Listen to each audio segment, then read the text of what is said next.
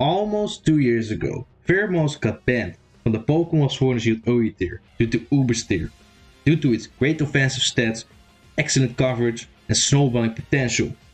It now sits in Ubers as a niche Pokémon that is one of the fastest in the tier, with a C tier in the viability rankings and a more or less 5% usage rate.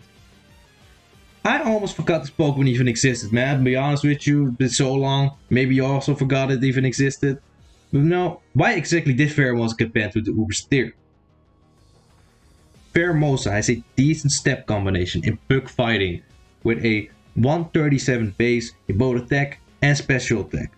On top of that, it has a very high base 151 speed stat, making it the fastest Pokemon in the OU metagame besides Regieleki. But you know, Regieleki is not that good, so who really cares about Regieleki, am I right?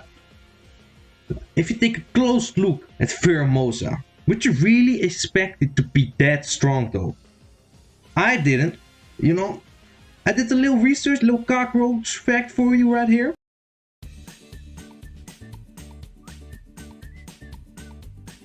Apparently, a cockroach has a bite that is 5 times as strong as a human bite.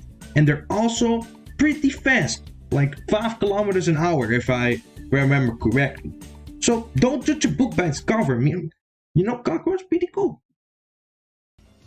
Pheromosa also has the ability Beast Boost, which allows you to gain a speed boost or an attack boost depending on the nature you were using.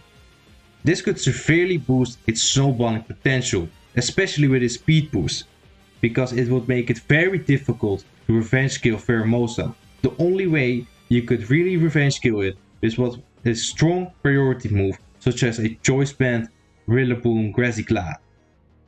The most common Pheromosa set was a Choice Band set, using the moves Close Combat as its strongest step move, U-Turn for secondary step on momentum, Triple Axle as a coverage move for flying types such as Landorus T, Tornadus T and Zapdos, and as its last move it would either run Poison Jab for fairy types like Clefable and Tapu Fini, or sometimes Drill Run for Toxapex and Aegislash.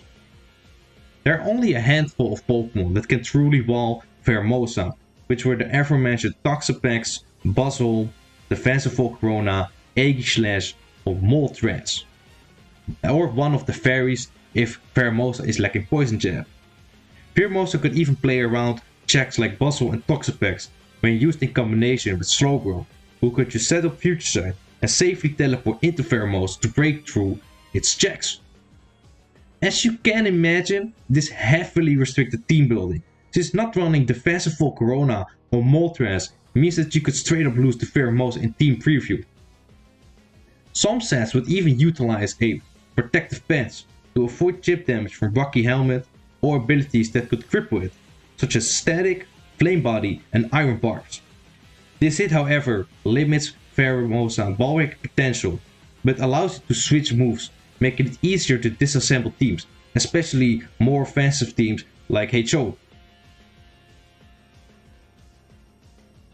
Finally, due to its just as high special attack, Pheromosa could also run a special set, using moves Focus Blast, Ice Beam, Shockwave and Quiver Dance to turn it into a dangerous special sweeper.